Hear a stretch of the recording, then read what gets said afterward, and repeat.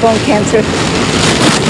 So he would have been in a lot of pain without right. this. We only had one more dose. City officials here in St. Charles are urging people to conserve water and to conserve electricity. They're also urging tourists to stay away because they can't handle all the traffic.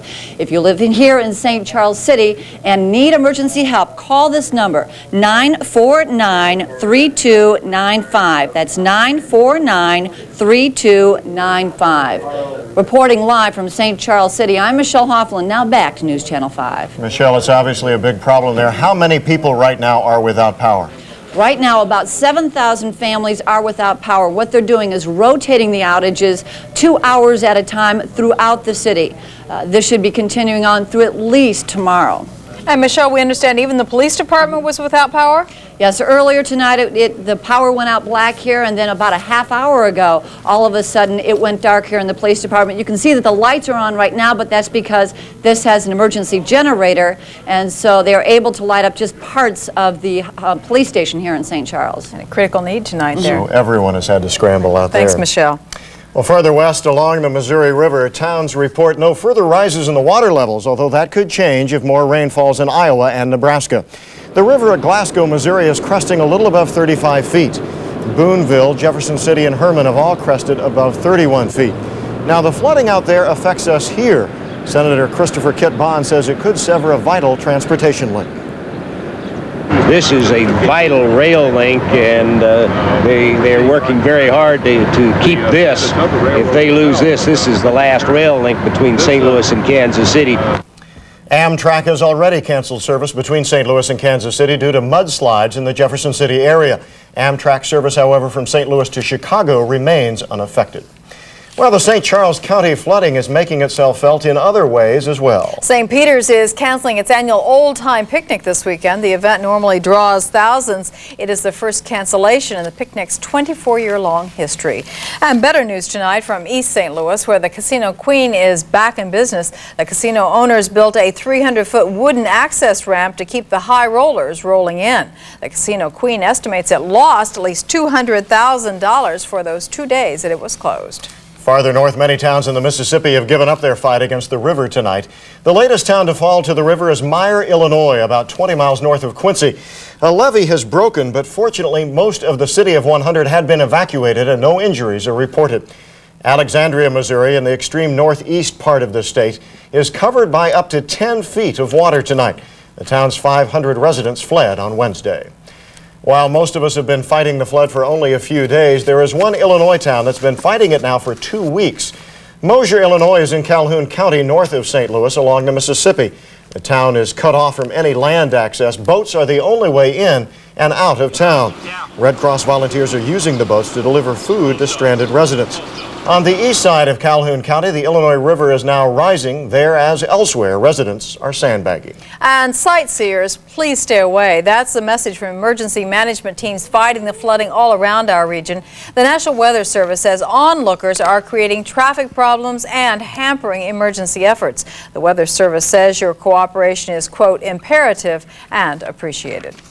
The weather pattern that has caused the flooding continues to hold strong tonight with heavy rain just north of St. Louis. News Channel 5's Chief Meteorologist Bob Richards joins us now with details. Bob? Well, details, Karen, Rick, and perhaps a little bit of good news as we head into next week. First of all, to the most immediate concern, our hearts go out to the city of Herman, already flooded, and Herman, Missouri, just this evening received an additional 1.5 to 3 inches of rain within about the past 3 hours. I want to show you Doppler 5 radar. Most of the thunderstorms that have been affecting the metro area and areas to the northwest and northeast of St. Louis are showing signs of dying down. Those thunderstorms are starting to filter out just a little bit, and it looks like most of the rainfall is gradually starting to taper off, or should I say it is changing from an intense area of rainfall to a light to moderate area of rainfall. Still raining in Herman, and unfortunately most of the thunderstorms this evening have been lining up right along the Missouri River Valley. Also, Grafton, Illinois, hit with an additional 2 inches of rain just this evening.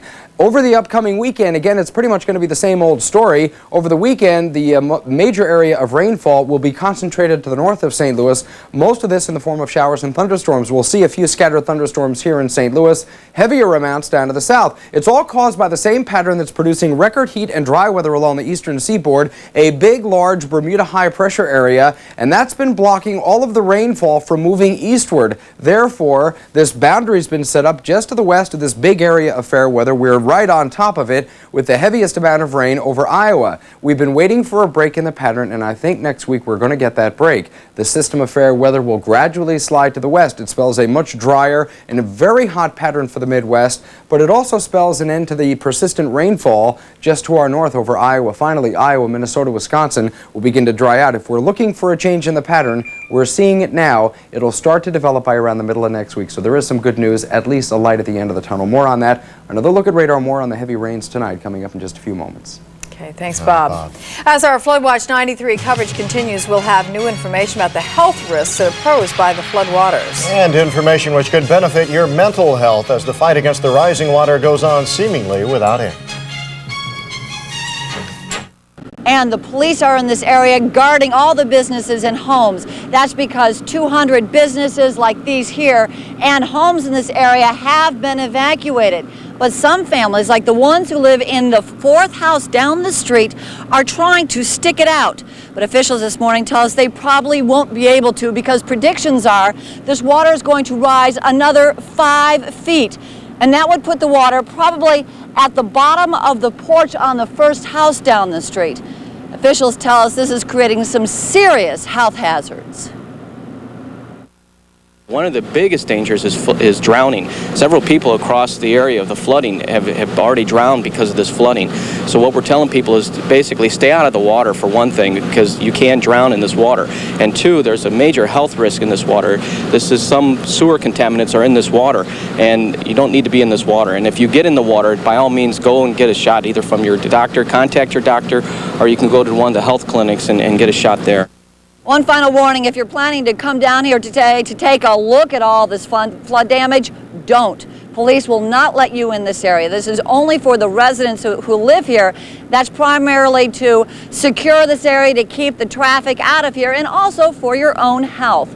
Reporting live from Lee May in South County, I'm Michelle Hoffman. Now back to News Channel 5. Michelle, just a minute ago when you started out, you were in front of some of the businesses there. Is it anticipated the water is going to get in those businesses as well pretty soon? Oh, most certainly, yes, because it's only, I would say, about a foot or so away from getting in those businesses right now. Another 5 feet, that'll be halfway up probably into those businesses.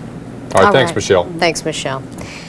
Well, updating our morning headlines, St. Charles emergency officials have put out an urgent call for help in sandbagging. That follows an evacuation order that was issued late last night for the area, bounded by Highway 94 north from Highway B and Highways H and J on the east.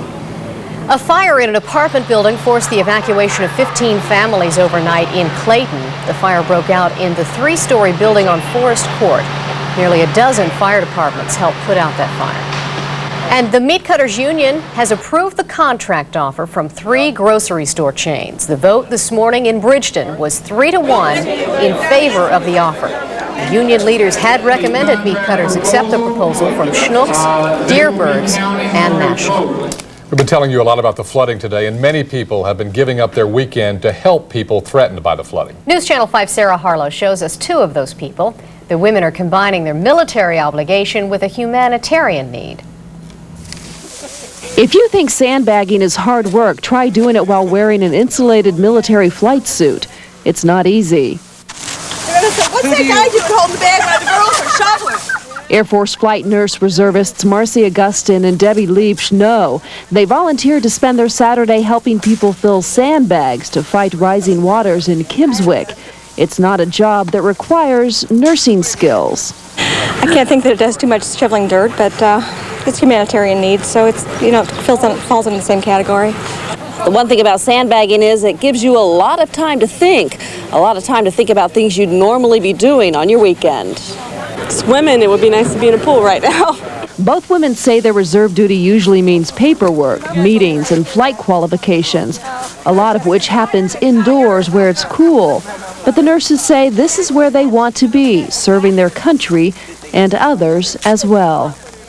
In Kimmswick, Sarah Harlow, News Channel 5. Active duty personnel from Scott Air Force Base joined the reservists as well. Our time now is 9:40. Still ahead on News Channel 5 at 9. A young woman who is making a name for herself in her sport. Become a race against the rising river. One more time, man. One more. Let's see that boatload. These men have been working around the clock for 9 days to salvage their plant and their jobs. Until you've actually experienced having to save your livelihood, you don't know what it's about. Hannibal's historic and business districts are protected by an $8 million levee completed just last month. But even the new wall is only inches higher than the 31.5-foot crest that is predicted for Tuesday. It's very close. It's very close. John Hark is Hannibal's emergency management director. There's no levees, there's nothing else that is actually going to control the Mississippi River, the Missouri River, or anything else. When author Mark Twain lived here in the 19th century, Hannibal had no flood wall, but no great floods either. Many believe it is the levees themselves, built largely since then, that set the stage for disasters like the flood of '93. Yeah, I've lived along the river just about all my life, and I've never seen anything like this. George Arch and his family live south of Hannibal's levee, where the water has already taken over. After 16 years, he's had enough. Well, I'd like to get out. You know, if they offer me anything, I'm going to take it and run. While Hannibal waits for the crest, the ball field where Shoeless Joe Jackson played and Tom Sawyer's Creek have become tourist attractions of another kind. Terrence Smith, CBS News, Hannibal, Missouri. 50 homes underwater, and National Guard troops are now helping county police secure the area to prevent looting. Officials say most evacuees are staying with friends or family, although there is an emergency shelter set up at 9100 South Broadway. And our team coverage of Floodwatch 93 continues with the threat of more rain in the form of severe thunderstorms tonight. We don't need any more rain, and just a few hours ago, the Coast Guard closed the Mississippi River south of St. Louis to Cairo, Illinois, to all boat traffic. Let's check in with meteorologist John Fuller for an update on the river levels and the storm potential. John? Well, Kay and Randy, there is already a severe thunderstorm warning in effect for Fayette County in Illinois until 5:30 p.m. We do have updated river crests and stages for today, and they have been changed significantly in some spots. At Louisiana, the stage today is 25.4 feet. That will crest on Thursday at 28 feet. At St. Louis, the stage today, 42.8 feet. That is a new record, all-time record. It will crest now on Sunday of next week. 45 feet will be the crest there. Chester, Illinois, 42 feet is the stage. It will crest on Monday at 45 feet. And the Missouri River at Gasconade, it is at 33.9 feet today. It will crest Thursday of this week at 35 feet. At Arnold, the stage today is 39.9 feet. It will crest on Wednesday at 41 feet even. It's already cresting at Valley Park with the current stage. Let's check on Doppler 5 radar. We do have that severe thunderstorm warning in effect until 5:30 p.m. for Fayette County in Illinois, and there is a severe thunderstorm watch for most of the News Channel 5 viewing area until 9 p.m. tonight. There is a cool front that's working its way into the area, and that will touch off some scattered severe thunderstorms. We'll have more details upcoming. Randy? All right, thanks, John. We'll see you a little later for a full forecast. And there's more of our team coverage of Floodwatch 93 ahead. See how the News Channel 5 team is joining forces with the Red Cross. For breaking news story from East St. Louis, where a woman is dead tonight after a fire truck collides with a car. Now, both vehicles ended up crashing into a house at 18th and Missouri Avenue. The incident happened before 9 o'clock tonight. The fire truck was from Allerton, Illinois, and police tonight are not sure why it was in East St. Louis. 2 passengers in the car and the fire truck driver were taken to an area hospital. The extent of their injuries at this point is not known. Investigators think the fire truck was probably running without any emergency lights on. Right now, they're not sure who was at fault in this fatal collision. Now the latest on area flooding. A mass exodus is underway in sections of South St. Louis City after officials announced a voluntary evacuation will begin in the morning. Right now, residents are clearing out of their homes and packing up moving vans in areas near the River des Peres and the Mississippi. News 4's Heidi Deja is live at the City Command Post on Carondelet and Morgan Ford with the latest. Heidi? Evan and Lori, the folks behind me have been working around the clock here at this command post for days. Right now, many of them are mapping out routes for tomorrow morning's evacuations. Now, many residents are angry that they're being asked to leave since the river is not expected to crest for another week. But I'll tell you, tonight there are also a lot of empty homes. The water will be. Peter Centella is not wasting any time. Like just about everyone on his street, he and his wife are packing up and moving out. A group of neighbors will live in an apartment together with all their furniture and hope for the best. You can't walk around with a bad attitude. It's going to get you nowhere. We feel bad, but we know we'll come back. We'll all bounce back. This street, about 3 blocks from the river to Pear, looks like a commercial for a moving company, with one resident after another emptying a lifetime of belongings into trucks. We're recommending people evacuate. There will be no forced evacuation. The voluntary evacuation actually begins in the morning when police go door to door advising people to leave. Utilities will be turned off by 8 p.m. in the affected areas, and while residential evacuations are still considered voluntary, businesses are a different story. Businesses, on the other hand, we are going to force them to close down. Any of the businesses along South Broadway will be shut down.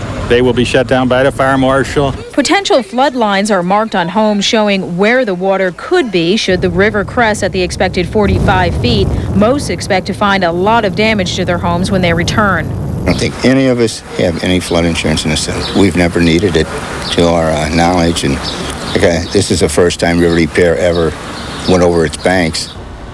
National Guard troops will be called in tomorrow to help patrol the area once the residents are evacuated. Emergency crews are stressing tonight that right now only the residents who have already received notices from them yesterday and the day before, only those residents will be evacuated tomorrow morning. There may be more evacuations down the road. It just depends on the level of the river. So where's the mayor been through all of this? Well, his press secretary tells me that Mayor Bosley has been in his office outlining his wish list for flood relief. He is going to give that list to the vice president when he is in town tomorrow. Evan and Lori? All right, Heidi Deja in South St. Louis, and we'll have more on the vice presidential visit coming up in just a couple of minutes.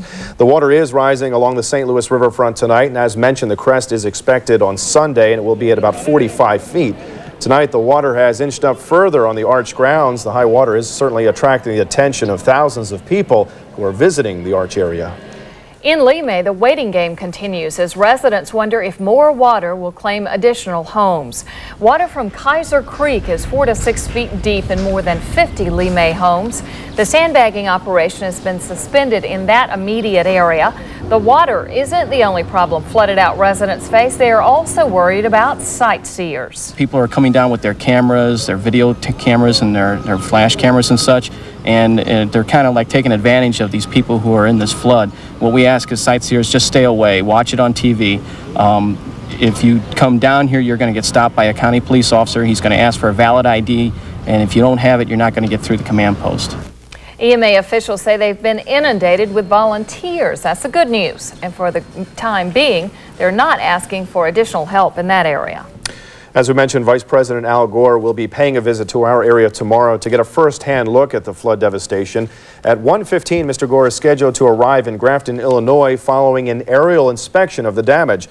The Vice President will be at City Hall to talk with residents and with city officials. From there, he will make an aerial inspection of the Limay area before arriving in that area at about 2:45 tomorrow afternoon. The Vice President says he and the President want to make sure the administration's plan to provide assistance is in fact working. Officials in the hard-hit St. Charles area hope to have their Federal Disaster Assistance Center up and running by Tuesday.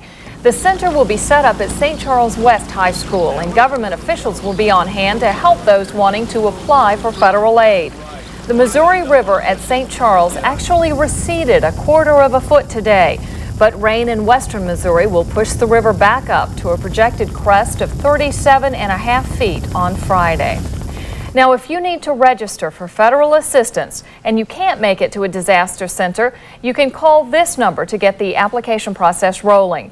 It is 1-800-462-9029.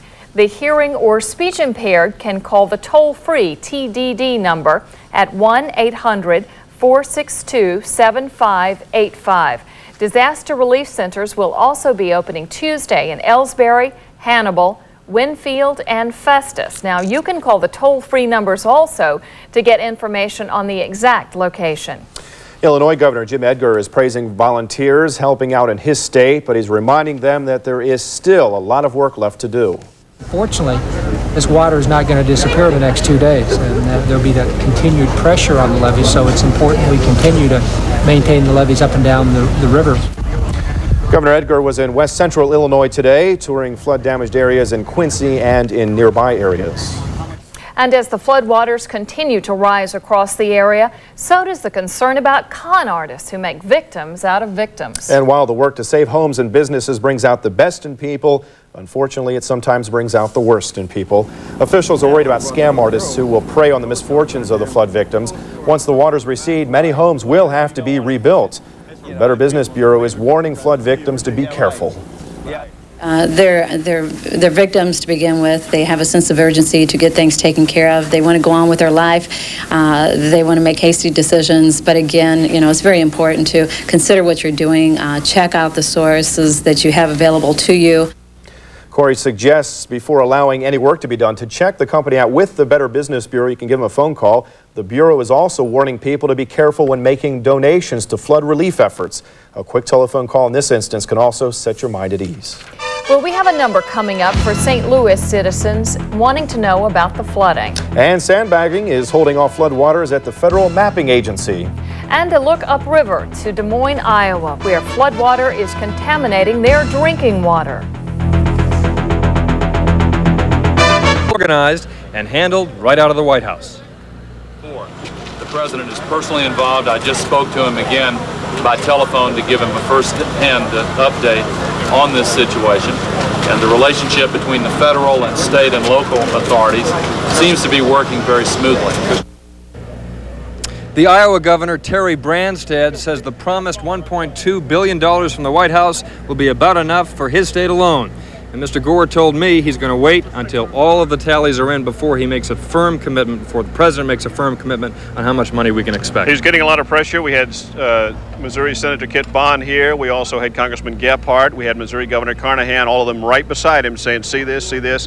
In other words, they're trying to push their money as hard as they can. Thank you, John. Sure. Now, before the vice president came to the Lima area, he was up at Grafton, Illinois. You saw some of the footage earlier from Dan Rather's CBS program. And Lori Waters was with the vice president on that part of the trip. Vice President Al Gore arrived in Grafton with a federal show of force, Black Hawk helicopters providing a bird's eye view of the massive area flooding. It's unbelievable. We're going to get a closer look. Flanked by the local governors and the congressional delegation, the vice president walked down Main Street, trying to reassure these people who were used to some flooding, but not this much, that help will come soon. In addition to the loans, there are the individual assistance grants for personal losses. And the turnaround time on those is about 3 to 5 days. So I think you're going to be seeing a very effective response. My house is gone, my business is gone now, so that's the only way I'm going to survive. As the water lapped at her hardwood floors, Pam Bick showed off her photo album, including pictures of the '73 flood. Well, he was very interested in them and was very glad that I had those to show him so he could see the impact of it. A quick town hall forum was followed by a tour by boat down the aptly named Water Street. It may seem like a lot of trouble to get the vice president here for this tour, provide boats for the national media, but getting help for this immediate area is going to be a bigger problem than Missouri and Illinois can handle alone. So we're looking at a very expensive disaster that happened, unfortunately, and we got to get the support in the Congress to pay for the programs that are going to help us get out of this mess. One of the residents told Mr. Gore he was now a river rat. That's a term of affection in these parts. Later, the vice president summed up his feeling. We care, and we are going to make certain there is the most forceful, best coordinated, most effective response to this disaster that our country has ever seen. Then the vice president was gone, carrying the hopes of this drowning town with him. Lori Waters, News 4 in Grafton. While all this goes on here in Lima, we also have those still suffering through this event, and I've been talking to some of the residents around here. They're still not happy with the temporary shelter accommodations. They think they're not being treated fairly and rightly.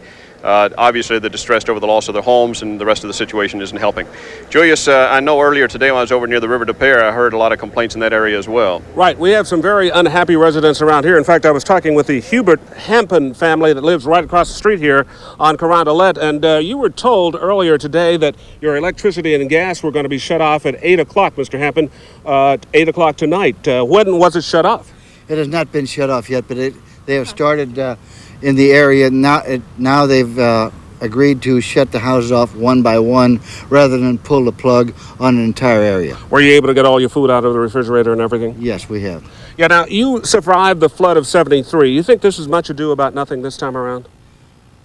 Oh, no, I wouldn't say there's much to do about nothing. The only thing is this is not run like a real flood should be run.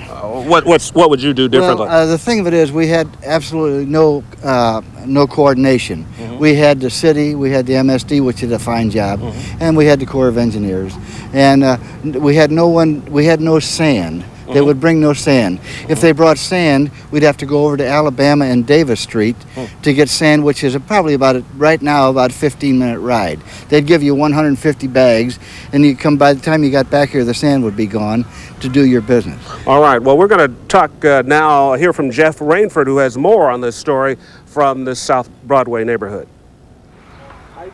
For the second time, St. Louis firefighters and police officers today went door to door, warning about 150 families who live near the River de Pere that they should get out. This is an evacuation notice. We are advising everyone here to evacuate.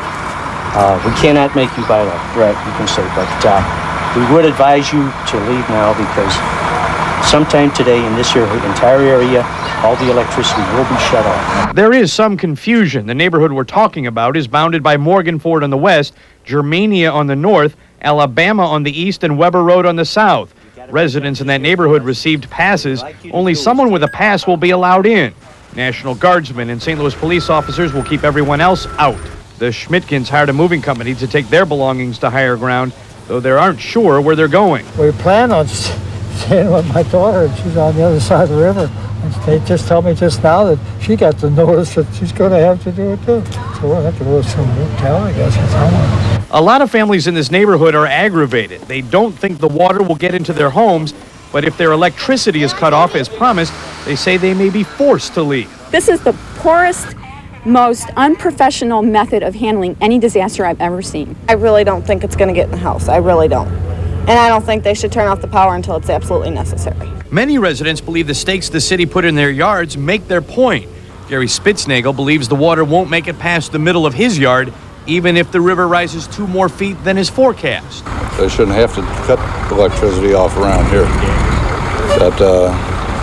We're going to be high and dry at 47 right here. We should be high and dry. City officials say some homes on higher ground will keep their power. As for the rest, they say the water's never been this high in the River de Pere before.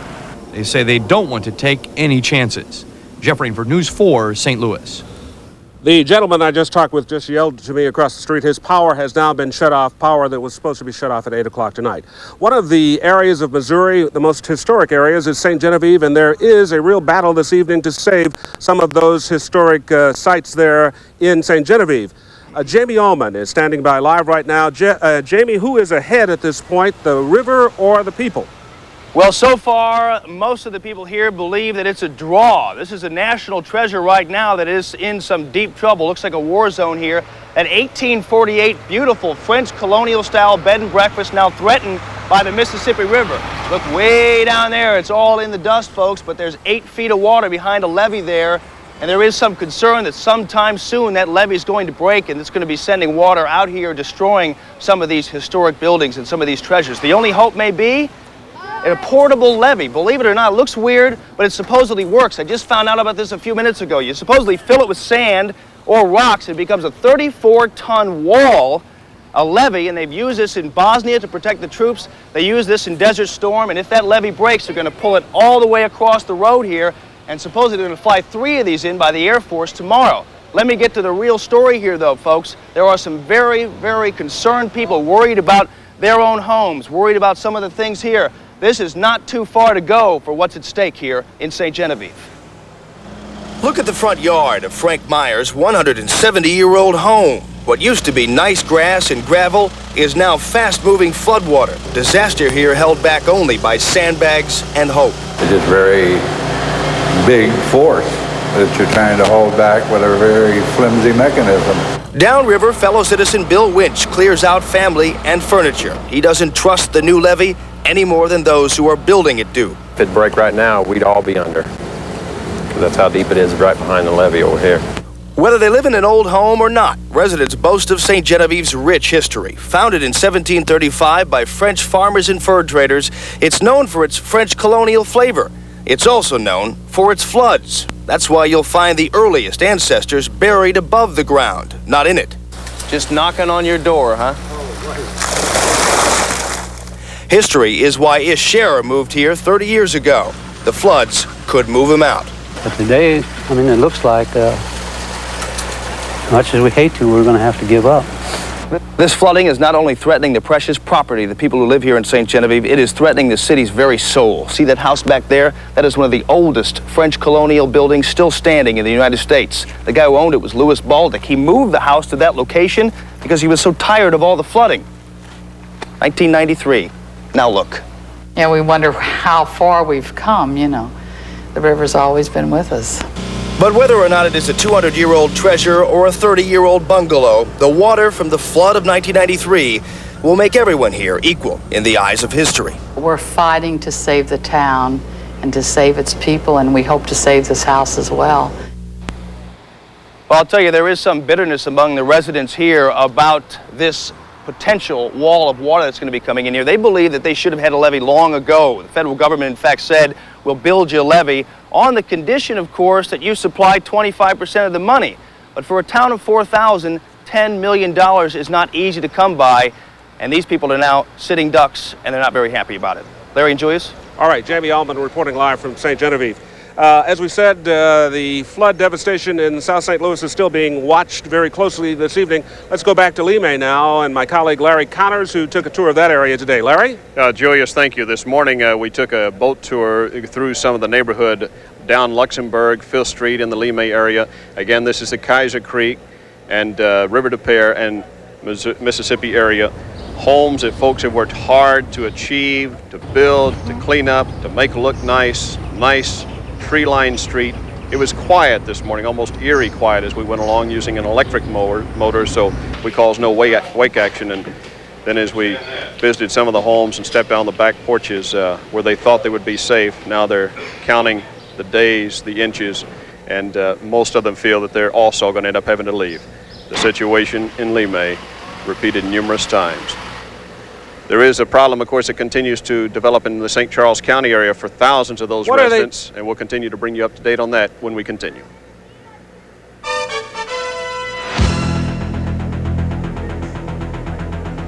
This is the power plant in St. Charles that went underwater last week, and again, thousands are facing power cutoffs. We'll tell you how that system's going to affect you coming up.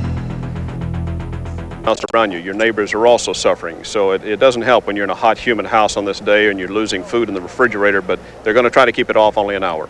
And we've had a concern, of course, about the water. We've told you that if you come in contact with this water, I hope you've had tetanus shots, because that's going to be a real threat. We've also heard the St. Louis County Health Director tell us that they're not that concerned about hepatitis in this water because they think that's going to dilute a lot of that concern. But tetanus is another very real possibility. There is another concern you need to be aware of, and that's boiling water. And Steve Houston, I know you've been following the orders issued throughout the community on that. Yeah, Larry, some communities in Illinois and Missouri need to be concerned with the purity of their drinking water. Now let's start with Jersey County, Illinois. First of all, in the cities of Grafton and Nutwood, they are both under a boil order at this hour. In Calhoun County, the cities of Campsville and Hardin are under boil orders. This is all due to the flood.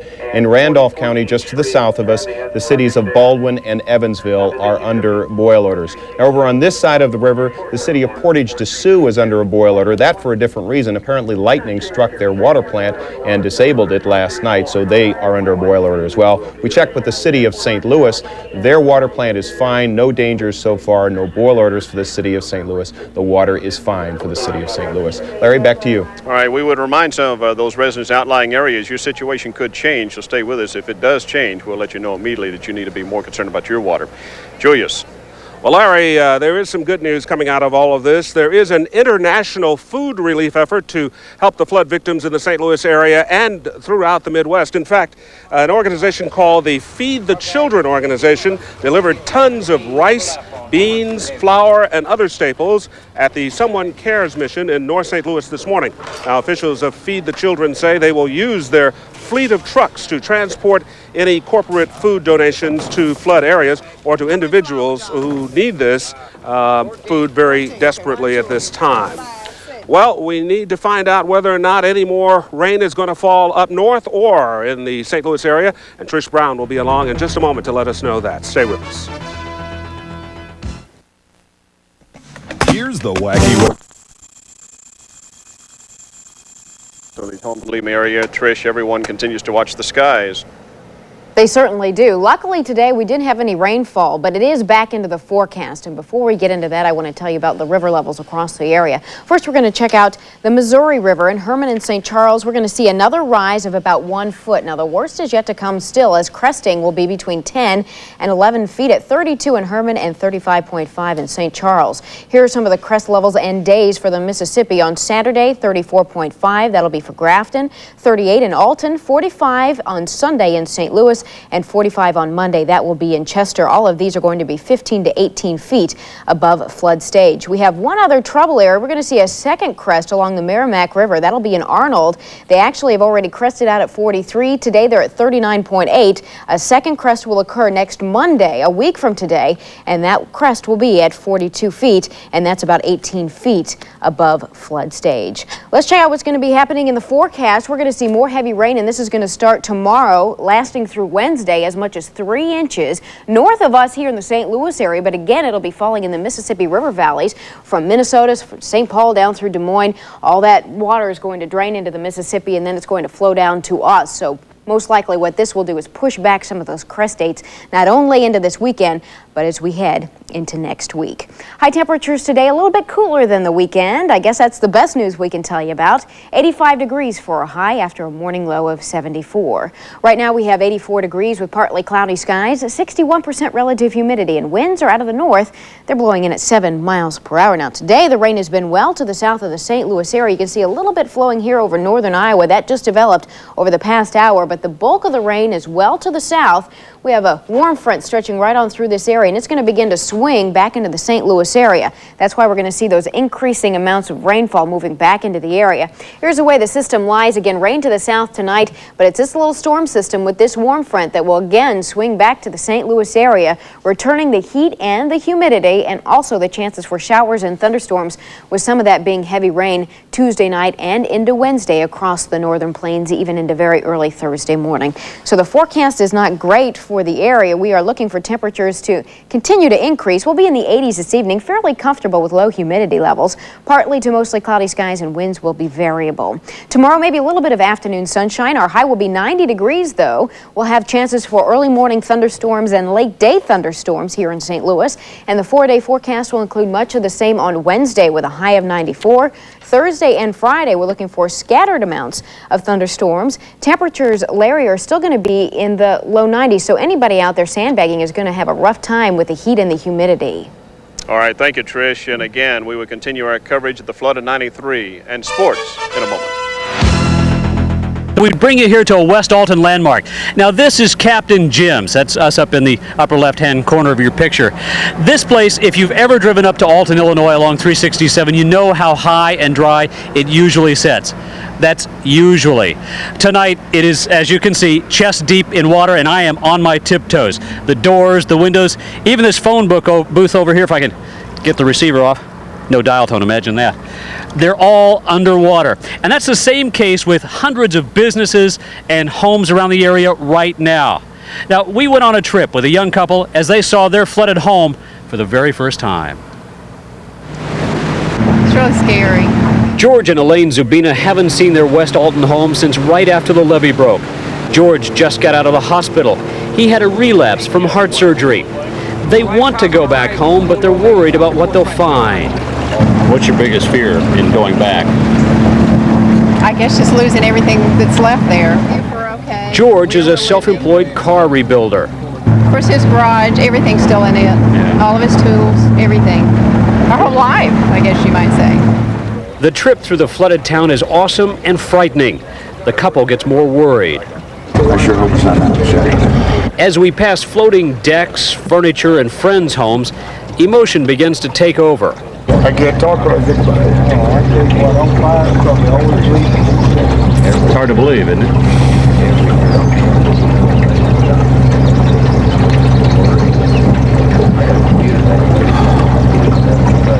After excruciating minutes, the Zubinas get the first look at their home. Looks like it's not in the house yet. I can still see some air underneath the deck. 300 feet of stockade fence have been washed away, but the house is still out of the water. It's come up about 6 inches in the last couple of days since I was in the hospital. Everything's all piled up. Oh. Yeah. Good place for my waiter, isn't it? Really? Our light's still on. The phone's still Been dead for since last Thursday, I guess. Well, the VCR is still here, so the livers were good to us. This little chair, I sat in it when I was 5, and I got this little doll when I was 5, so I've kept it all these years. So it's in pretty sad shape, but it's got to be one saved. Of the sentimental, yeah. What do you think so far, what you've seen? Well, it's pretty bad, but not as bad as it could be. The dry house is a victory over the river, but the yard full of cars George was working on and his garage full of tools are crushing defeats. That car was in, the body's in perfect shape. Mechanically, it was in fantastic shape. The engine was great. It was a Volkswagen, the roof of a Volkswagen. My 1946 Jeep is on the other side of it. You can just see the windshield. Oh, I see the windshield of the Jeep and the blue roof of the Volkswagen. My air compressor's turned upside down over there. Oh, I see it, yeah. Oh, there's another $1,000 down the drain. I gotta quit walking around here. Oh, this doorway's a ton. It gets all wet.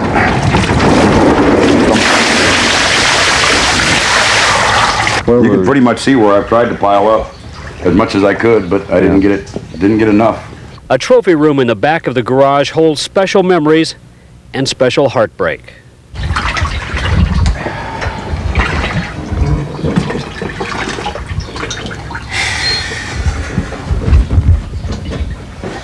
What is it, George?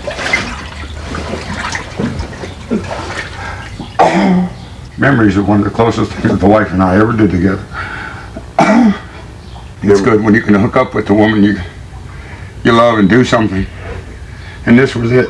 About 5 years. It was a lot of good time. Everybody said, you ought to sell it, it's worth money. It's not worth money, it's worth emotion. But as quickly as they come, the tears are wiped away. The river is rising. There's no time for tears. Her name is Kimberly. And she has got to survive. She's got to go, yeah. This doll has got to go. Here we are back in the floodwaters again. We're happy to report that George, Elaine, and Kimberly the doll are all out of these waters tonight.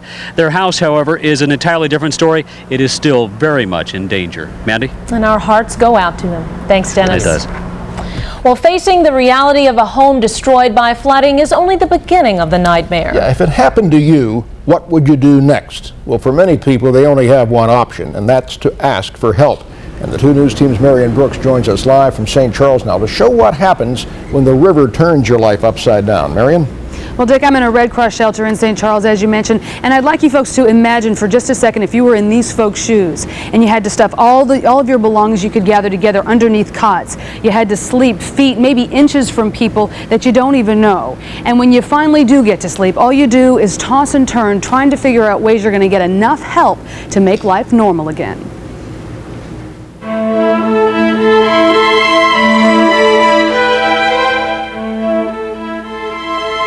It's a lot of anxiety. I think my wife's going to be very heartbroken. Robert and Linda Koneman weren't prepared for the damage they'd see. 5 feet of water in the home they just spent $20,000 remodeling. My opinion is that the house, in my first looking at it, is a totaled house. Totaled. And this is just the middle of the Koneman's crisis. They began their day at the Federal Assistance Center in St. Charles pleading for money, something they'd never thought they'd have to do. But the overflowing Mississippi had different plans. So when they said it was going up to the 73 water marks, I felt the upstairs of the house would be okay. The carpets might get damp. No one expected this amount of water. And listen to this, even though the Konemans have flood insurance, they are still tens of thousands of dollars short. They hope the government will give them a loan, but they have to qualify first, and no one knows if they will or when the money will come. The worst part is the wait. It's hard to go to sleep at night. You go to sleep thinking about it, you wake up thinking about it, and it just hit me the other night again that you've actually lost your home. So what would you do? A lot of these folks have lost their dreams. The Konemans and the folks around here have lost their homes. As you can see, it's very devastating, and putting yourself in their shoes may help you understand what they're going through. Back to you. Marion, it certainly helps. Thank you. Thank you. So where do we stand at this hour? We have towns covered with water, residents trying to get by as best they can. Let's check in on some of the hot spots up and down the river. The surge of water roars down the Mississippi, starting in Iowa, where the entire state is declared a disaster area. The hardest hit is Des Moines. President Clinton cut short his Hawaii vacation to tour Des Moines, a city completely underwater. Here, boats are the vehicles of choice, and the town's water supply is completely contaminated. Mr. Clinton toured the area by chopper and was amazed by what he saw. Very bad. Very bad, but they've obviously worked very hard to minimize the damage. They've done a good job at that. Farther south, along the Missouri and Illinois border between Quincy and Hannibal, a spectacular sight. The mighty river breaks through a levee, spreading water across hundreds of acres of farmland. It tosses a houseboat like a river log in the crashing waves. Workers are now desperately sandbagging on the Missouri side to reinforce the levee there. A levee broke in Winfield, Missouri last week, and tonight officials claim conditions continue to deteriorate. The water is still coming up, and most residents have moved out of the area until the floods recede. Just a few miles south is the tourist town of Grafton, Illinois, but instead of visitors, floodwaters fill the streets. Most people living here have stayed. They're used to the inconvenience Mother Nature dumps on this river town. The town's water supply is in danger, but the sandbags around the water plant are holding back the Mississippi for now. On the Missouri side of the river, in St. Charles, there are parts of the area underwater that have not been flooded for decades. Anyone with a boat can get around the flooded out sections of town, but that number appears to be small. Several of the shelters are full tonight. And moving on downriver, the Mississippi is backing up into other creeks and waterways. In the South County community of Lemay, water laps at the levee there, with homeowners facing certain flooding. But tonight, hundreds of volunteers turned out to build a wall of sandbags, holding off a disaster for now. Floodwaters have not yet reached historic St. Genevieve, about 60 miles from St. Louis, and residents there are determined to make sure it never does. St. Genevieve is the home to the oldest houses west of the Mississippi, but water is threatening to destroy that piece of our national history. Residents are giving it a good fight. They carefully monitor their threatened levee while piling sandbags day and night. And with each bag of sand, some must be wondering, why all this crazy weather? We asked Dave Murray to try to explain it. It's very natural for the rivers to flood, almost a way of life in the springtime thanks to snowmelt and heavy rains. But widespread flooding is far from the norm in the summertime. What in the world is going on with our weather? A prolonged wet pattern that we can trace back to November of 1992, and it's been wet ever since. Over the last 9 months, we are 13 inches above normal. Areas in the upper Midwest running 18 to 25 inches above normal. But the consistent wet pattern really pulled together in the middle of March for 2 months. Giant, slow-moving low-pressure systems would come out of the southwest, with them tons of moisture from the Pacific and the Gulf of Mexico. The results, days and days of rain, and by April the soil was saturated and the rivers went over flood for the first time.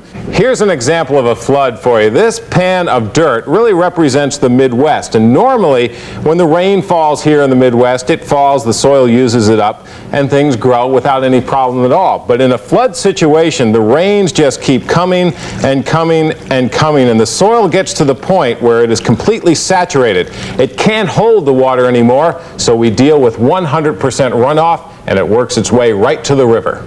Then on June 1st, after 2 weeks of dry, quiet weather, round 2. A stagnant summer pattern with a big blocking high over the eastern U.S. and wrapped around the high a weather front, a front that became and still is the running board for waves of rain and thunderstorms. Massive, slow-moving storms dropping tons of rain on the saturated soil in the high rivers. Record flood levels this time, nowhere to go. The water spreads. We can look at several possible causes. First would be El Nino, that pool of warm water out in the Pacific. Or maybe it's the Pinatubo effect, that big Philippines volcano a couple of years ago. Maybe even global warming. That could lead to more clouds and more rain. Or maybe it's just a typical cycle that we're in. So what do we need to break this pattern? Something big, something with a lot of push. A large cold air mass could drop out of northern Canada, not likely this time of year. A tropical storm or hurricane in the Gulf of Mexico would have enough push to help, but we may have to wait another month for something like that. Until then, just watch the skies and watch history being made. An indication of how much water we have, Congressman Richard Gebhardt, who flew over the flood area, said at the confluence of the Missouri and Mississippi, the water is 16 miles wide at that point. That's how big it is. That's amazing. It is, And really. our river levels could go up even more. We're watching rains to the north. Who knows what will happen? Right. The pictures and the stories that we've shown you over the past few weeks have shown both heroism and heartache. They show our hometowns overpowered by nature. And when we return, we'll take you back to the beginning for another look at this once-in-a-lifetime story. Crisis on the Rivers. A Flood Watch 93 special will continue in a moment.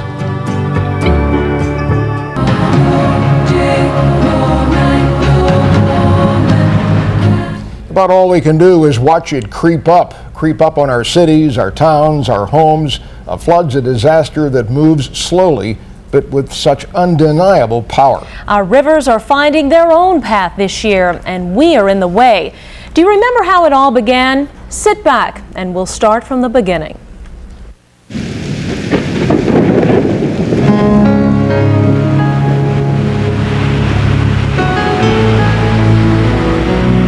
It really doesn't look that bad from the air here in Sky 2. Sure, the river is rising.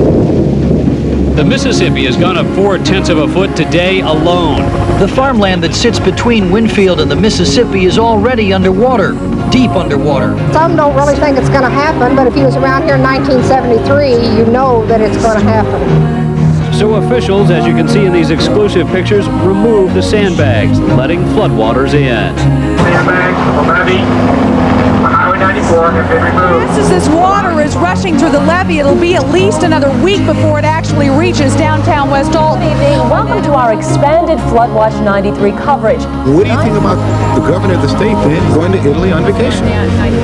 Well, I don't know about that. Earlier today, a bump in the night created big problems on the West Alton levee. And over here to my left, this was Highway B. It's completely underwater. The rains are just shifting to the north, and that means more rain upstream will bring it down eventually, so these numbers will continue to rise. Some of these people believe that they're reliving the flood of 1973, only this time they fear it's going to be a lot worse.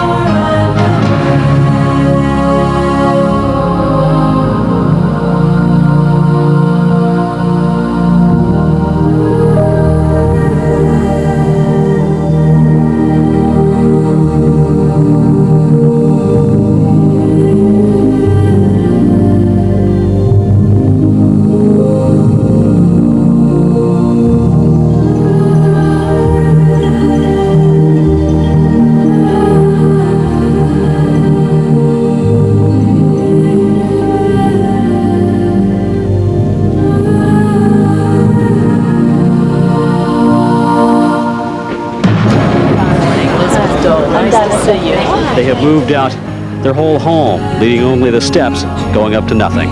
This sandbag weighs about 40 pounds, and these people are laying a whole lot of them. The hardest hit business in Herman is the Stephen Toy Company. The rubber ducks made it to dry land, but the horses and wagon wheels didn't. Here's the lemonade over. Is everybody hungry? Yeah, oh yeah. It's hot, it's heavy, but it feels good because you know you're helping your neighbor. And it's a mess, and they're still letting us have it, so we're tickled to death. I pronounce you husband and wife. Scott, you may kiss your bride. During times like these, the folks around here would rather see workers than visitors.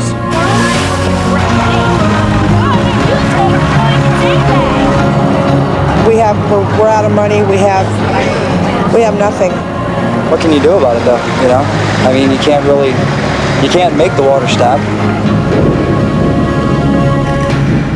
And we're not done yet. No, we're not. If you were here in 1973, you know just what we mean. In a minute, we're going to show you some pictures you haven't seen in quite a while.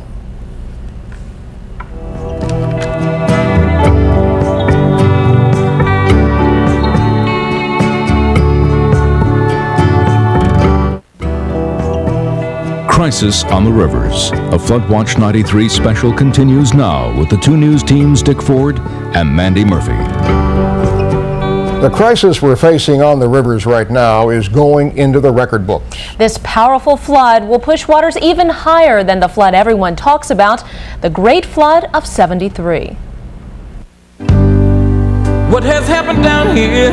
The places overrun by the Mississippi 20 years ago are the ones in trouble now. In all, 24,000 were left homeless, forced out by the same intruding waters from the Missouri, Mississippi, Illinois, Merrimack Rivers, and River des Peres. On April 28, the Mississippi crested at 43.3 feet, wiping out 3 million acres of farmland on both sides of the river. Even back in '73, the damage added up to $200 million. And if you look back at the destruction of '73, you can begin to see how this flood of '93 might end. And the best place to see that is Kaskaskia Island. The 2 News team's Don Marsh takes us there.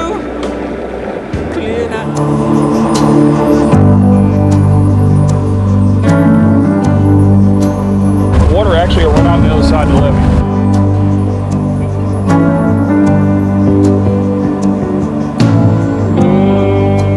When the river goes up at Kaskaskia Island, the people come down to the levee to watch the water rise.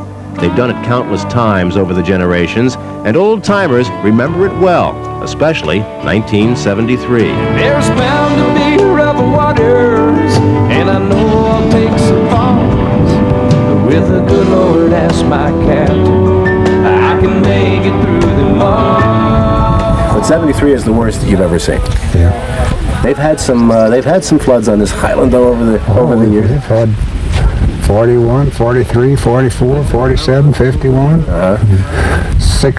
83, 86. This time, the islanders are convinced that things are different and that for once, they're one jump ahead of Old Man River. Although they're isolated because the single bridge is underwater and the only access is by boat, Kaskaskia Islanders feel secure this time because the island has a new levee. However, this is its first real test. The water is higher now than it was then, but so is the levee. 20 years ago, right now, if we had the 40-foot levee, we'd been gone. We'd been evacuated out of here. We couldn't take it.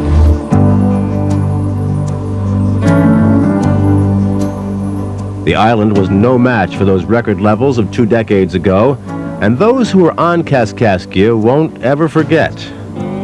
It ran over for days, the water did, and finally the levee couldn't take it no more. It just started eating it out and eating it out, then it blew. But this is where it busted out here, and they never did get it filled in. They filled and filled and filled, and that thing was so deep that it, it was... That's why the water is out there now? Yeah. 50 to 52 houses over here were totally washed away. Some homes, like down in here, in the schools down here, it probably went 15, 20 foot of water. It did. Like up around where I live up there, it's pretty high up there. Some places is only 45 inches of water. But the whole island was covered with water? Yes, the whole island was covered. Everyone was safely evacuated. Kaskaskia survived. The water receded, the people rebuilt, the rich farmland was all the richer for the flood. Order has been restored to the lives of the 130 or so people who still live on the island, but because of what happened in 1973, new levee or not, some of those who remember will always keep one eye on that river. I know what it is. I got wiped out here in '73. Everything I owned, all my belongings.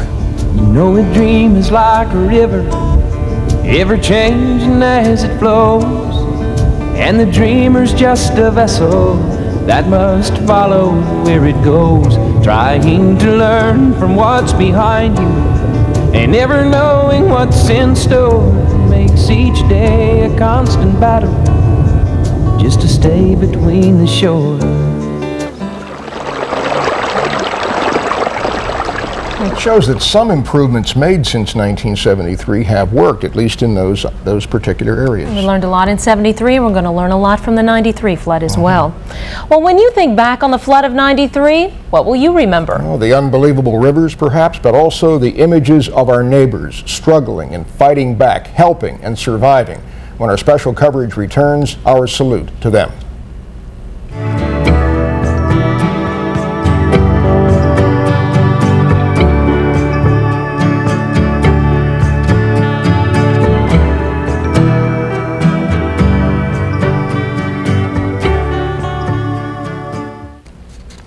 Our reports on the flood of '93 show St. Louisans at their very best, brave, resourceful, with compassion and caring for others. But flood victims, volunteers, and government agencies must also have stamina. Of all the natural disasters, a flood is the most difficult for the human spirit to endure, because unlike a tornado that strikes suddenly and disappears, a major flood sends a message saying, "I'm coming. You try and stop me." Sometimes we do try. But the river makes a relentless assault on the man-made obstacles in its path, and that drains our strength and drains our emotions. And remember, we're fighting the most powerful force on this continent, the Mississippi River and its tributaries. So it'll be weeks, or maybe months, before we know just how badly we've been hurt, and then months or years before we fully recover. So when this crest is finally reached, we should remember that the battle really has just begun. It's easy to be a hero for a short period, but people will have to be in this for the long haul. The healing process is going to be long and hard, both physically and mentally. That's right. And you look at people like George and Elaine earlier in our broadcast, and you see people returning home, finding all of this devastation. That's hard to overcome. And they'll need our support. And that's where we leave Flood Watch 93 for now. Join us at 10 o'clock for more of our expanded coverage. And until then, a final tribute to the people who are staring down this tragedy in their homes and in their hearts. Good night.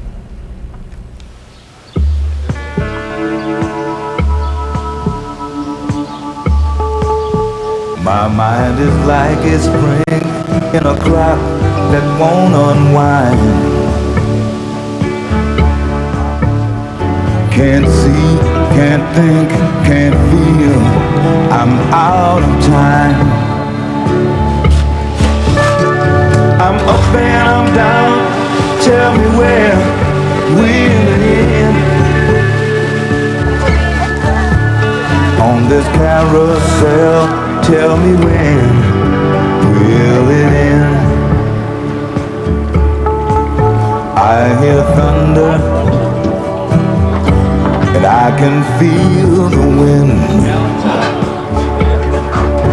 I can see angry faces in the eyes of men. I hear talking of people, the whole world is gone insane. And all there is left is the falling rain.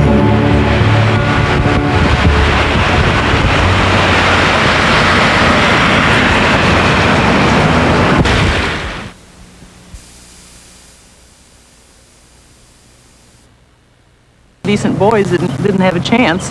If I can do this just about 24 hours a day, I know I can keep a job 24 hours a day if it's 2 jobs. While Old Man River and the people of Hardin are staring at each other, down south of here, some of the toughest of the old birds are giving up and calling for help. We have a mother and a son that are trapped in a home. We're en route to evacuate them at this time. Chief Warrant Officer Terry Adams is a Coast Guard disaster unit commander. They requested that we bring along medical personnel. His men go into the most devastated areas to save people who've been stranded, kidnapped by the flood. We're northbound to evacuate the Adams family. The woman he's going after is 87 years old. Her name is Adams too, Millie Adams, and her son Eric. So we're fighting at least a 10 to 12 knot current going up. That means that this whole area is starting to flood a lot faster. Yes, sir. This body of water near West Alton, Missouri, used to be a neighborhood. Our phone line's down a little like that. We just hit a fence. Either that or a Buick. Here you want the area to over on land? As rescuers get closer, treacherous conditions demand a smaller boat. Finally, the crew finds the house. Mrs. Adams, it's the U.S. Coast Guard. Back in Hardin, Kim and Scott Camp's crisis appears to be getting even worse. Their pump hasn't been running all day.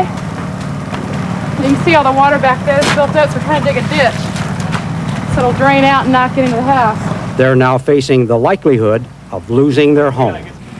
That wall of sandbags the prisoners helped build is holding, but now water is coming up into the house through the sewer line. Our sewer's coming up. It's in the house now. Yeah, we can't let the house go. The river's rose about 2 inches since this morning. And the stool was up to there, and now it's bubbling over. It's one thing after another. The more they try, the worse it gets. We're flooding out from the inside. Mm-hmm. We went through all this trouble sandbagging since July 4th, and now we're saving it from the river on the outside, but we're flooding out on the inside. Jerry is on his way down. It's got to be something with the town. It has nothing to do with, because he didn't run They might be able to reroute. He said they can't shut the sewer off or do anything to sewer now because the water level's too high. And it's in the hallway from the other bathroom. It's coming up underneath.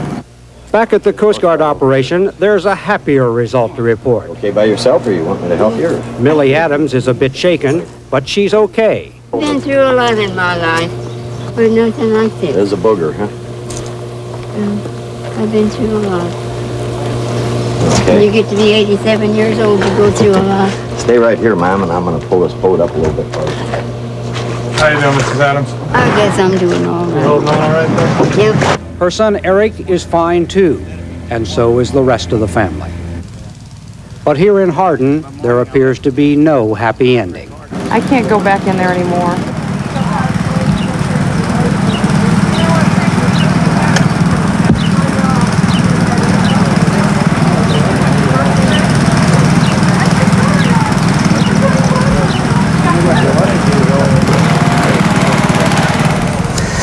Scott Camp has been here every night, sometimes all night, working to save his house.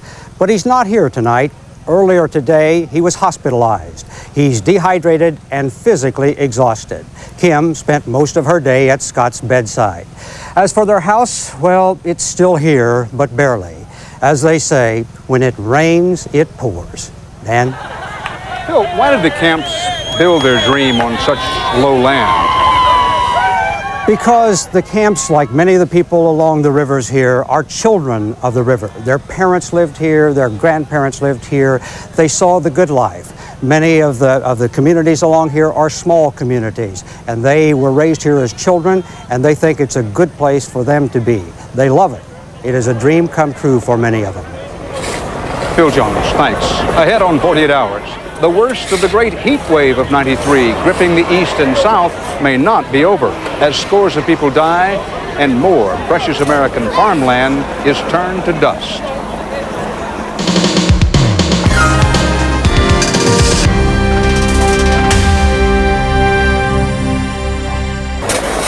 These people struggling through the night in Des Moines, bravely staging a battle against time and the river, are symbolic of what's happening in the Midwest because summer's halfway point has brought a midsummer nightmare. We now know it will be a long nightmare.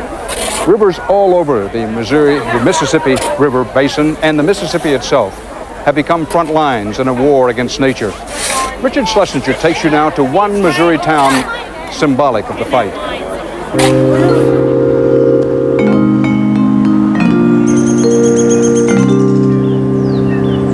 It is a place whose past and future are tied to the mighty Mississippi. St. Genevieve, Missouri, about an hour south of St. Louis, is a town at war. Sergeant Tripp. Those company maintenance, do you have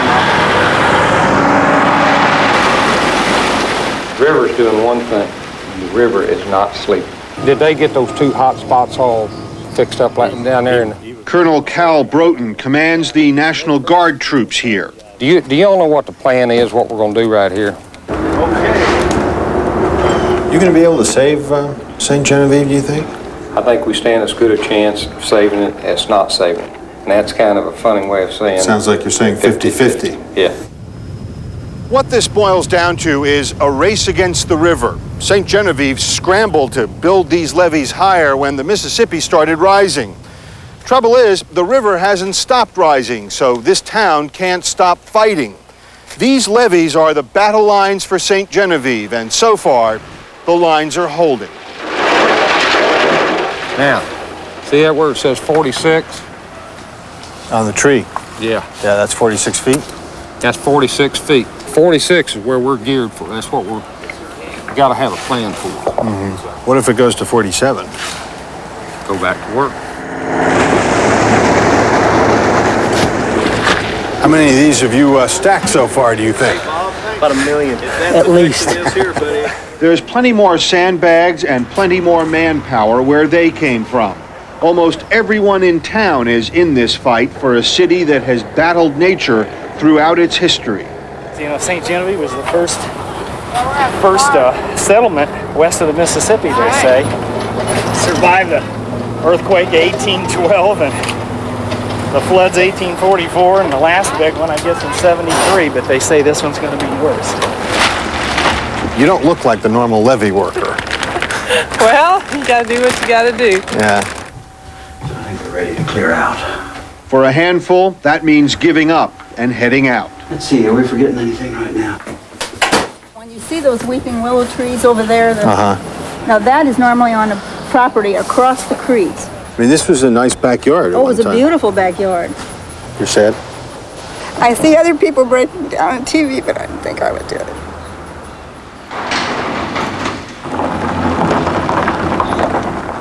We're holding back about 17 foot of water right now. Vernie Bowman directs the civilian effort to wall out the water. It's going to raise slowly, 5 inches the next day and about 4 inches the next day, and it's going to raise until Sunday. The 19th, I think, is the crest date. And what we've got is a fight till then, around the clock. It's bad. This river is something. They've built miles of levee here, dumped more than 150,000 tons of rock, and filled almost 500,000 sandbags. Inch by inch, hour after hour, day into night. They've been at it for almost a week now, and so far there is no end to the work or to the water. Do you hurt anywhere? Sisters, you keep going. Little sweat. It's been fun.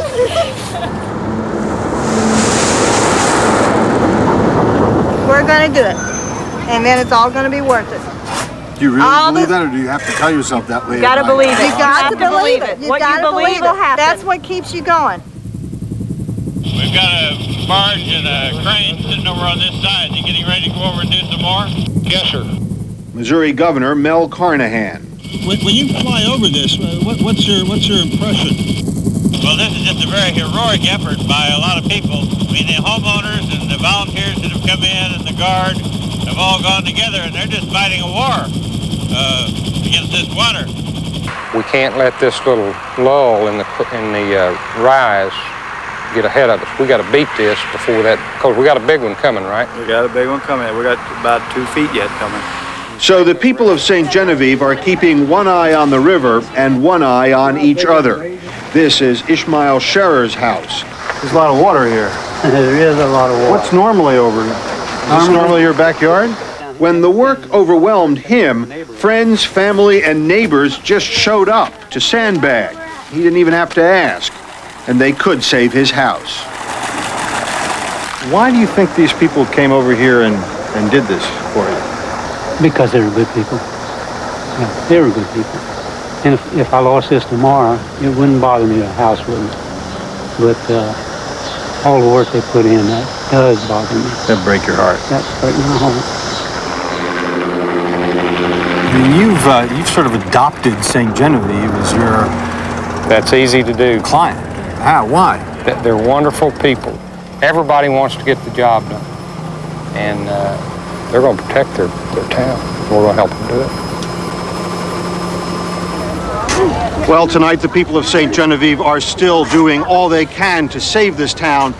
They believe the levees are now strong enough and high enough to handle the river as it is now. The big test will come this weekend when the river is supposed to get even higher, and there's been rain up north, so they don't know exactly how high this river is going to get this weekend. All eyes are now on the water.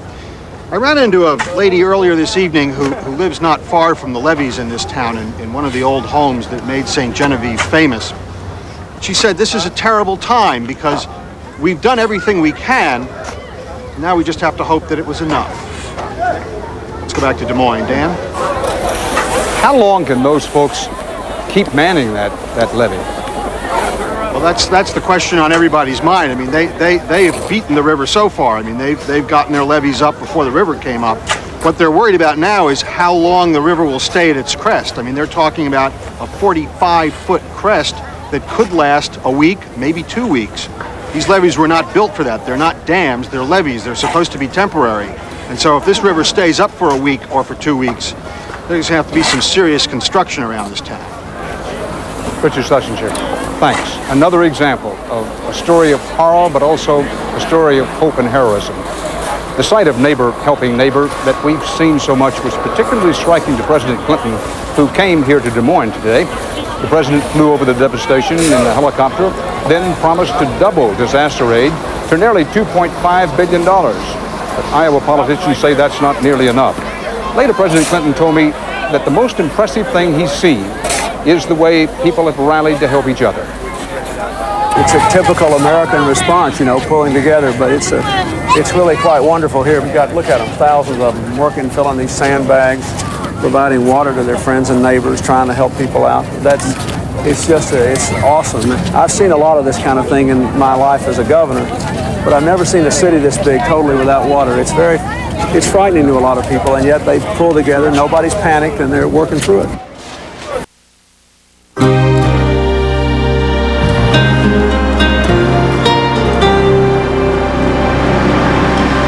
Where the river meets Rock Island, Illinois, the buses are packed and rolling all day.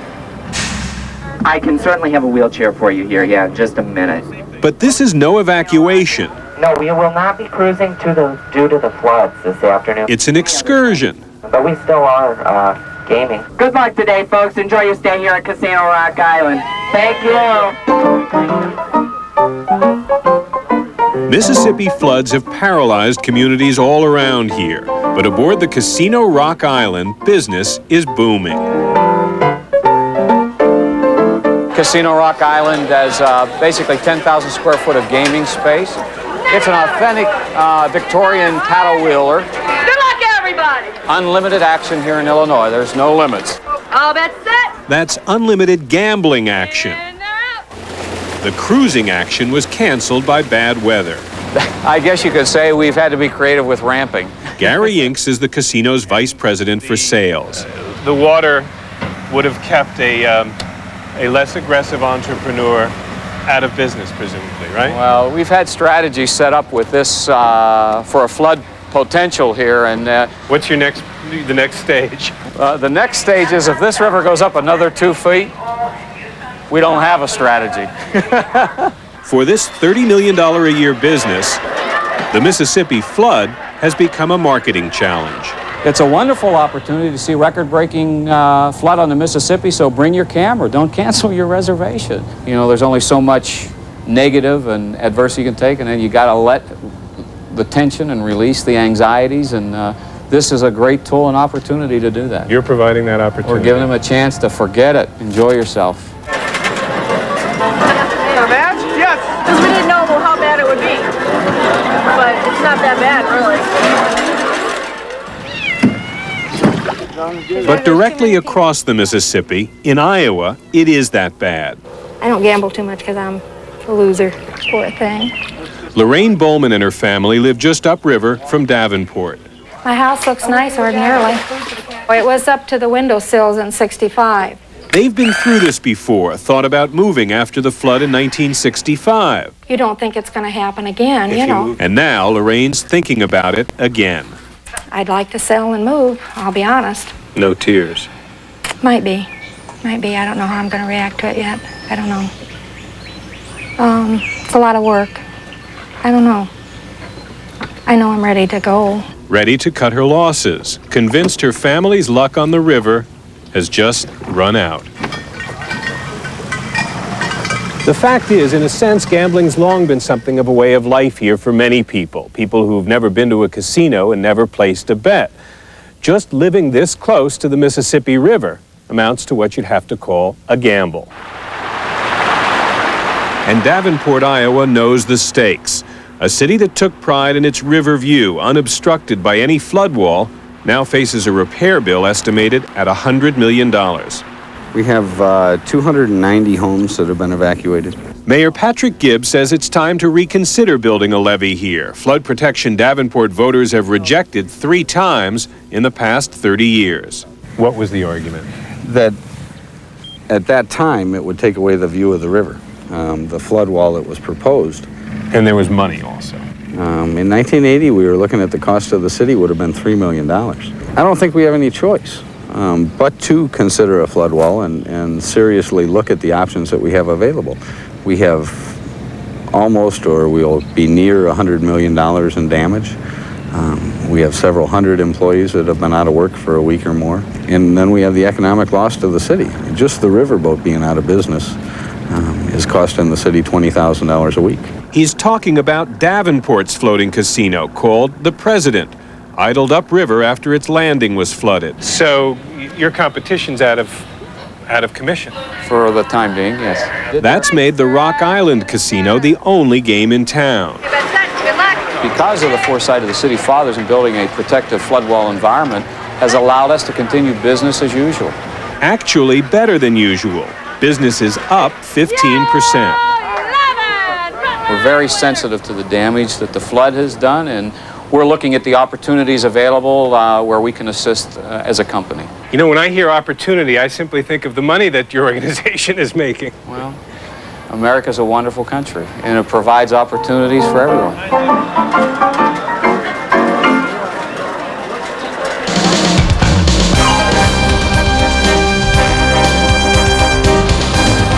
Still ahead on 48 Hours. Lord, open up the windows of heaven. Lord, send us some rain. Not a pretty sight at all. High and dry. Sometimes you ask yourself, why am I doing this? In the South, farmers feel the heat. It's the worst I've ever seen.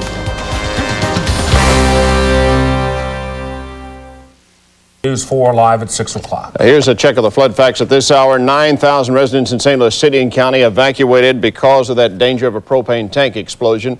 The Mississippi River crashing through a levee, reclaiming 55,000 acres of bottomland, and now, of course, threatening the town of Valmeyer in Monroe County. And that's where we start on the story with Valmeyer.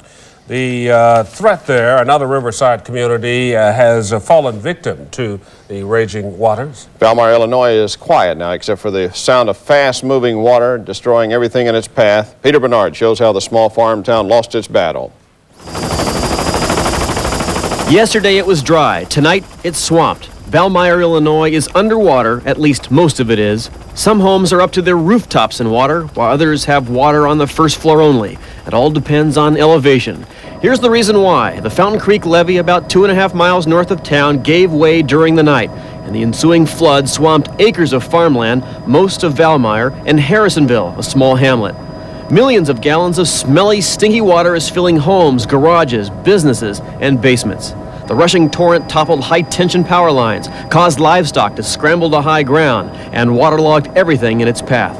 The owner of these 2 dogs apparently left town without them. They are located in a house in Harrisonville, also flooded out by the wave of floodwater. Downtown, it's a mess. The high school is underwater. This as the school year approaches. People escaping the rising water are allowed to camp free in Waterloo at the Sportsman's Club. People from Dupo, Cahokia, Fultz, Prairie du Rocher, and Valmeyer are pitching their tents here to escape the flood.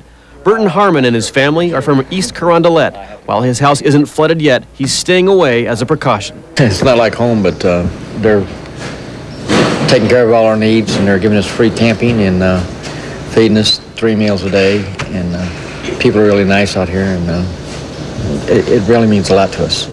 Burton reads about other people's tragedies and hopes he won't be reading about his home next. The awesome power of the Mississippi can be seen just north of Valmeyer, a power people have come to respect in the last month, a power that is relentless and still a threat to the way of life along the rivers of Missouri and Illinois.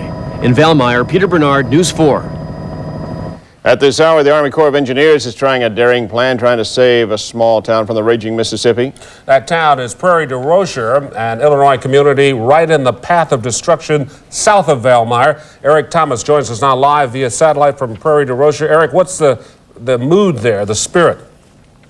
Well, it's one of cautious optimism, I can say that. It's a phrase we use a lot, but right about now, the audacious plan begins to create a controlled backflood in hopes of avoiding the same fate here in Prairie du Rocher as they suffered up there in Valmeyer. Crews will begin cutting soon a chunk out of the levee about 2 miles from here as the crow flies over in that direction in hopes of creating a man-made flood, neutralizing one created by nature.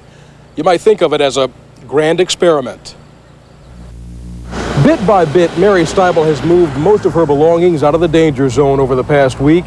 Today she moved her last load and debated whether to move herself. Everybody says I am high, that we all set up high enough here that we shouldn't have water in our house, but you don't know. We've never had anything like this before. Nobody knows. Evacuation orders are nothing new in Prairie du Rocher. Many people moved out after a false alarm given 2 weeks ago, though some diehards stayed behind, even through a second false alarm.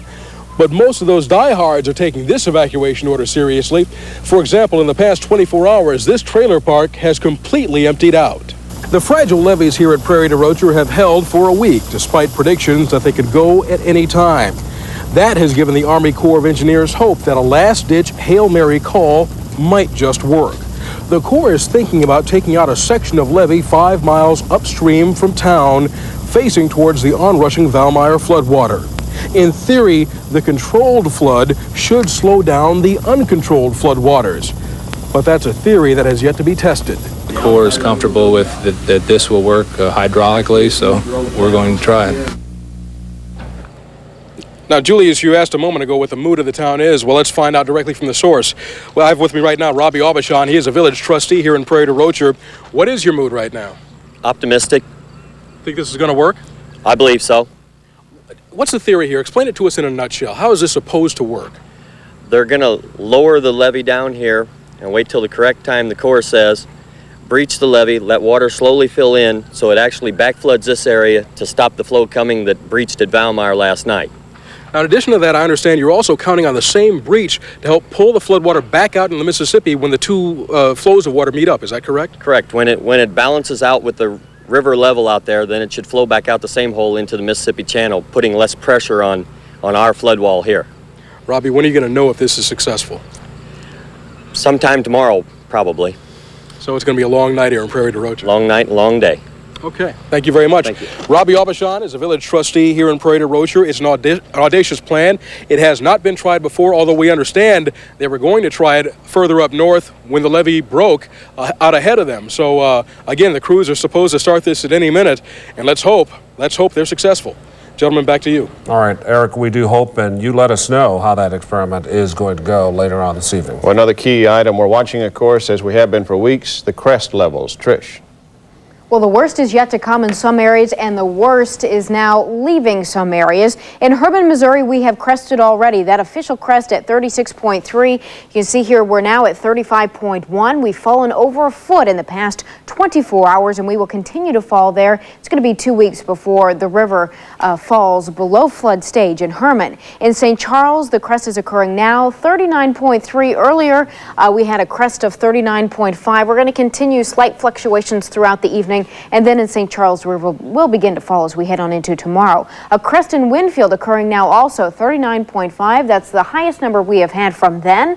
They will continue to fluctuate and fall through the overnight hours, heading on down the river, the Mississippi, as we head on into Grafton. We're seeing there 37.8 right now. The crest will be at 37.9, and that will be later on this evening. Again, minor fluctuations, and then hopefully in Grafton, we will see the river begin to fall as we head on into Tuesday. In Alton, 42.2 right now. now, and that is the crest we're expecting. So again, fluctuations continue, as we will also see in St. Louis. Now, now we're at 48.3. Crests earlier today of 48.6. Again, these are the fluctuations we're seeing. The highest reading we have had, that was last night at 49.4, and that could be our unofficial crest, our new record, but we won't get that word really at least until tomorrow. Further down the river in Chester, 47.7 is where we're at now. That crest will occur tomorrow at 48.8, and because of the water traveling down the Mississippi, the Merrimack River and the Des Peres River will also be backing up at Arnold tomorrow. We're expecting a crest there of 44 feet. At Hardin, Illinois, a crest there expected late tonight of 41 to 42, and then it will begin to fall as we head on into tomorrow. So we have had not seen the last of all these floodwaters. It's going to be all the way through August before we see waters fall below the flood stages, but at least hopefully tonight we're seeing the worst of what we're going to have. All right, thank you, Trish. And the dropping rivers along the St. Louis riverfront might ease the concern around the propane tank farm in South St. Louis. 9,000 residents evacuated because of that concern, and we're standing by in a few moments to go to Jeff Rainford for the latest from South St. Louis. The McKinley Bridge connecting North St. Louis with Venice, Illinois remains closed tonight. The Clark Bridge into Alton also shut down, all because of water on access roads. Those are just two of the ingredients for traffic headaches. John Hall live in Jetcopter 4. John. Well, Larry, a lot of the problems we expected were to be in St. Charles. We talked to J.T. Yarnell of the Missouri Highway Department last night, and apparently you heeded his warnings. You're carpooling, you're leaving earlier, working staggered hours, and using public transportation because there really are no problems, no major problems at this point. If we can come back live to the Jetcopter right now, please. This is Highway 270 heading northbound. This is the big backup right now. Around 5 o'clock, it was backed up all the way from Highway 70 back to Ladue Road, which is an amazing backup, unheard of, I'm told. Right now it's backed up to about Olive, almost to Olive. The problem is the flooding on 40, which has closed the Daniel Boone Bridge. Normally it handles 46,000 cars a day, and all those people are now coming north on 270, squeezing into a single lane so they can head 70 and back out to St. Charles. The good news is 70 is just fine, no problems there. Highway 370, however, is a different story. That was set up to be an alternative route, and that is completely jammed all the way from the end of 370 in St. Charles County back over the bridge. Now, I don't know if we still have that video that we shot a little bit earlier, but that was a problem on Highway 55 down in the Imperial area. They were doing some sandbagging on the southbound side, 1,200 feet of sandbagging, and the traffic had to squeeze down to one lane. It was a big mess all day long, right through the midday hour. Luckily, the highway department says that they have been able to get that sandbagging completed by the time afternoon rush hour was through. So the problems are pretty much over right now. We don't have a heck of a lot to deal with. 40 and 70 are smooth sailing all the way out to the Chesterfield Mall in the case of 40, and all the way to St. Charles in the case of 70. So guys, some good news there. All right, we can use as much good news as you can give us, John. Thank you very much. Well, we should point out earlier, John had shown us at 5 o'clock some folks caught in high water, but they were safely pulled out of it, so they're all right now. The threat of exploding propane tanks in South St. Louis, is it still a present and clear danger for those thousands who had to evacuate? Well, the Mississippi River is falling just enough perhaps to let the experts get a controlling hand this evening. Let's go live to Jeff Rainford, who's been on the scene since last Friday when this crisis began, back today for the evacuations. Jeff, what's the latest from that area? Well, the very latest, Julius, is that right now there are divers in the water at Phillips Petroleum. They are trying to stabilize 5 tanks in the northeast corner of the tank farm that have been especially troublesome. And there was, as you guys said, some good news today. According to the fire chief, the water in the Mississippi went down slightly, which stabilized the situation a little bit. But that's of little consequence, really, to the more than 9,000 people who early this morning were rousted from their homes and forced to evacuate with either little or no notice. Aren't they taking them up to Cleveland High School? I believe that's where they're taking you to, yes. So the bus drivers, load you up, and they'll take you up there. Yes, ma'am. Grab your stuff and go. After dawn, police officers and National Guardsmen fanned out, ordering thousands of residents in South St. Louis and St. Louis County to get out immediately. Having an emergency. I understand the organization. I'll lock the door, and this is it. City and county officials decided to double the evacuation area to a 1-mile radius around the propane tanks. They say the danger of a catastrophic explosion is greater than they first thought. but many residents are angry. Some were able to pack up a lot of their stuff, but others had to leave their homes with little more than the clothes on their backs. They are angry at Phillips Petroleum for not preventing this disruption of their lives. I think they need to be hung because they should have had those tanks emptied when they knew the rivers were coming up. I think that they're very irresponsible for putting this in a residential area, not considering the residents. They should have been prepared. They knew this water was coming up. I mean, there was no cause for this stuff. Well, yeah, why didn't they sandbag or send their divers down long before this water went up? Officials both with Phillips and the city say they did take precautions, but they say no one anticipated the Mississippi would go this high. I don't think anyone anticipated totally the force and this record level of the flood. How come you didn't just empty the tanks, fill them with water or nitrogen or something in there? Well, we thought we had it controlled. You know, these are judgment calls. Phillips Petroleum is especially worried about 5 tanks in the northeast corner. The propane tanks are all connected to a 12-inch underground line by 8-inch lines. The floodwaters have been moving the tanks around, putting pressure on the 8-inch lines. If an 8-inch line were to break above a cutoff valve, 30,000 gallons of propane could escape. Here's what the divers are doing. They are slowly releasing the propane from the 12-inch line and removing mud that is around it. That will allow them, if things get hairy, to cut the tanks free from the 12-inch lines. But there's no telling when people will be allowed back into their homes. The break we got is that the river has stopped rising, which was our fear that the river would rise and put tension on the pipe and break the pipe at the tank, and would cause a rapid release of all of the liquid in the tank. Now, police will not allow residents back into their homes, even if they left behind pets or vital materials or drugs or pharmaceuticals, that sort of thing, important belongings. So the number one question among residents tonight is when will they be allowed to move back into their homes? And right now, Larry and Julius, no one has an answer to that question.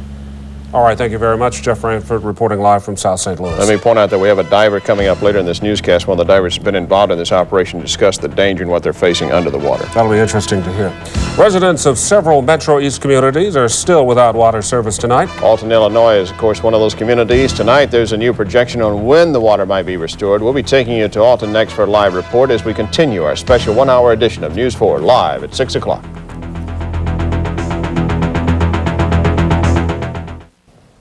Let's find out what emergency crews are working on right now. Steve Houston in the Operations Center. Steve. Well, Larry, a city EMS paramedic, a firefighter, and the patient they were transporting to Barnes Hospital are all recovering from injuries following a kind of a nasty accident in front of the hospital. Here's what we understand happened. The EMS paramedic and the firefighter were working on the patient in the ambulance. The patient was in cardiac arrest. They were trying to revive the patient. The ambulance came up to an intersection in front of Barnes Hospital, and apparently an automobile did not see the ambulance come with its sirens going. It ran right into the ambulance, knocking the firefighter, the patient, the city EMS paramedic over the back of it. They were immediately wheeled into Barnes Hospital, where they were all treated, and at this point the firefighter and the paramedic are doing fine. They're still waiting a word on the patient they were bringing in there. That's it from the News 4 Operations Center. Larry, Julius? All right, Steve. Thank you, Steve. There's plenty of water in Alton, Illinois tonight, but it is not the drinking kind. Taps are dry because floodwaters swamped the city's water plant. That means more than 70,000 residents of Alton and neighboring communities without water in homes and businesses. Heidi Deja has their story live from Alton. Heidi. Well, Larry and Julius, Alton is like a lot of other river communities affected by this flood, and just like everyone else, folks here are wondering when life is going to return to normal. The mayor says residents in Alton will be left high and dry for about 2 weeks, and that is hard for anyone to swallow as parched residents pick up jugs of free water. You can't drink it, you can't flush the commodes, you know, it's like you gotta keep getting this water, you know, to take baths and stuff, you know.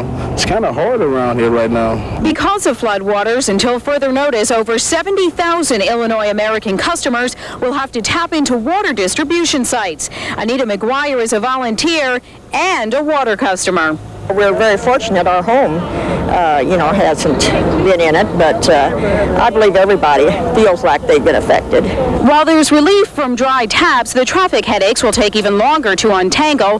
Through it all, the mayor keeps an optimistic attitude. We're very fortunate here in Alton that we didn't have to evacuate anyone from their homes. We did have to evacuate some businesses, but we didn't lose any lives. But as in so many other communities, there are lessons to be learned from this flood. Alton is already studying.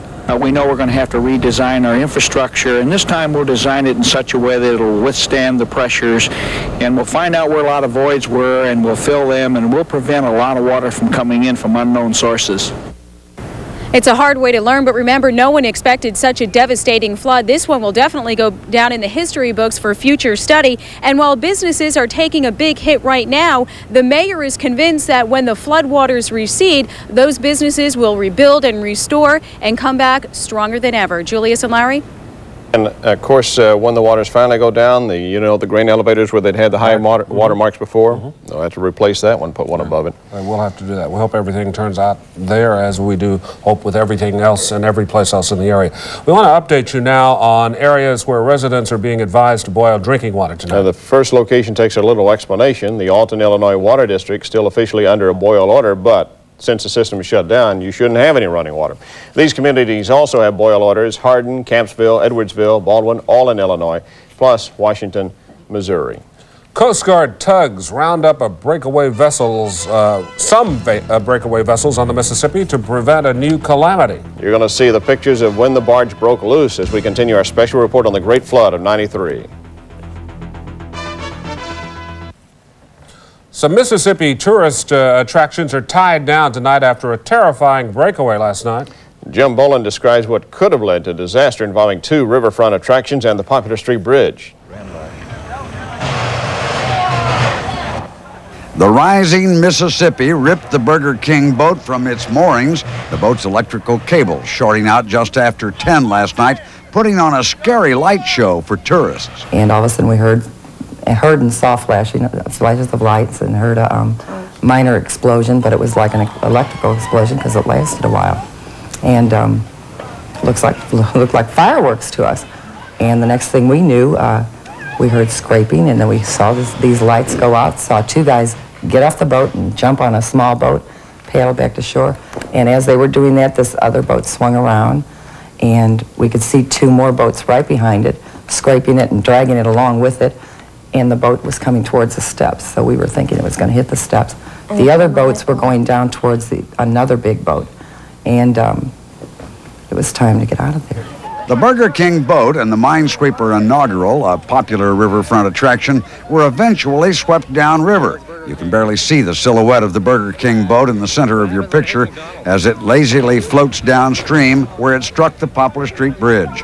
Coast Guard tugs finally pulling the riverboat free towed it to the foot of Arsenal Street, where the light of day shows the top deck in ruins from its impact with the bridge. The boat was supposed to become a gambling casino later this year. There's no word on how the accident will affect those plans. The Minesweeper, meanwhile, also ended up on the riverfront in South St. Louis. The Inaugural has seen rough action before. It came through its flood trek in good shape. Jim Bolin, News 4. And of course, the Coast Guard immediately last night started checking the other riverfront attractions, the Admiral, the Burger King, and others to make sure that they're properly secured. Trish is coming up next with the 4-day forecast. You're watching a special expanded edition of News 4 live at 6 o'clock.